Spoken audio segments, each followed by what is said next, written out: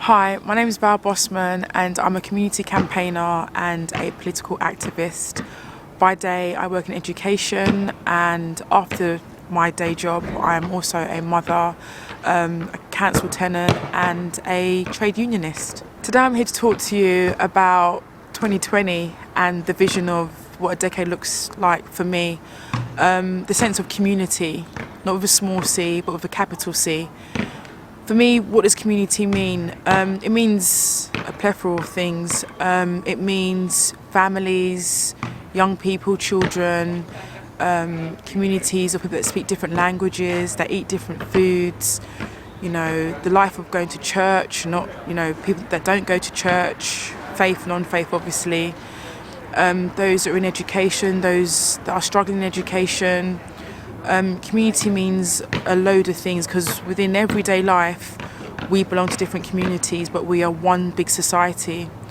So my personal experience growing up, struggling at school, but there was always one person that would reach out to me, always a teacher. And I suppose this message is to every single practitioner out there, whether it's early years, primary school or secondary, that we are the backbone of the community and the bigger society. Children and young people are going through so many things, and I often feel, as someone that works in education, that's done so for the many countless years, it's often a sort of thankless task.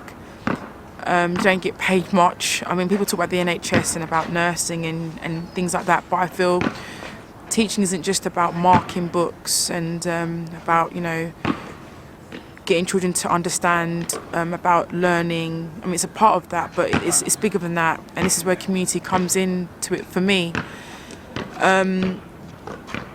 Every day I often try to make my classrooms a place of like a safe haven, a learning hub, but also a sense of community. And I will ask students if they've had their lunch, if they've had a good weekend, if they've had a good half term, how they're feeling about everyday situations or issues that they're going through. One of my favourite, lessons of the day or of the week, of the month, is PSHE. In my school we call it Kvutsa.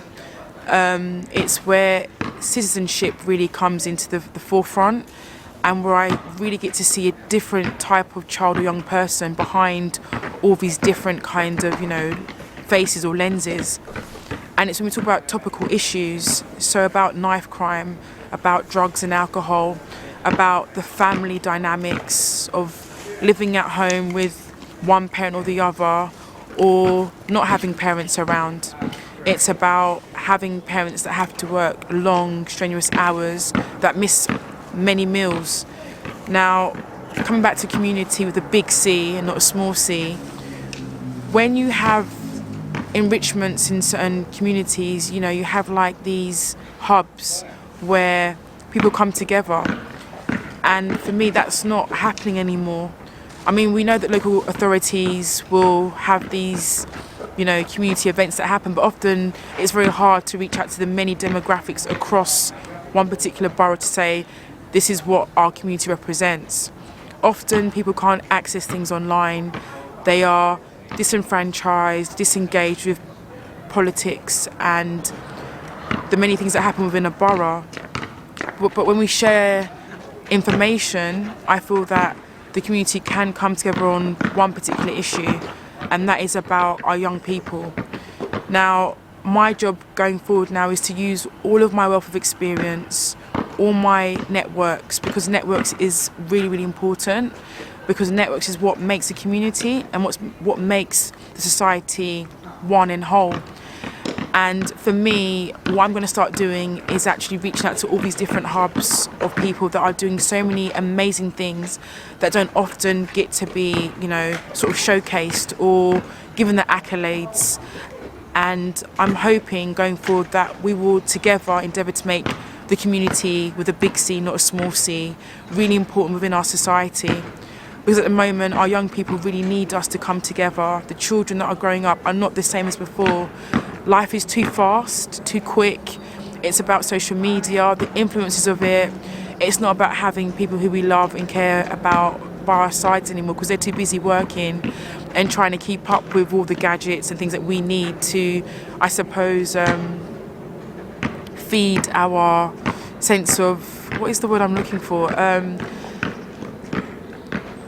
Sense of want, and not even necessarily necessity. I feel like people want a mobile phone, they want the latest trainers, they want their parents to have, the 4x4, but it's not what they really need. They need the love and they need the time, and we are lacking that in this day and age.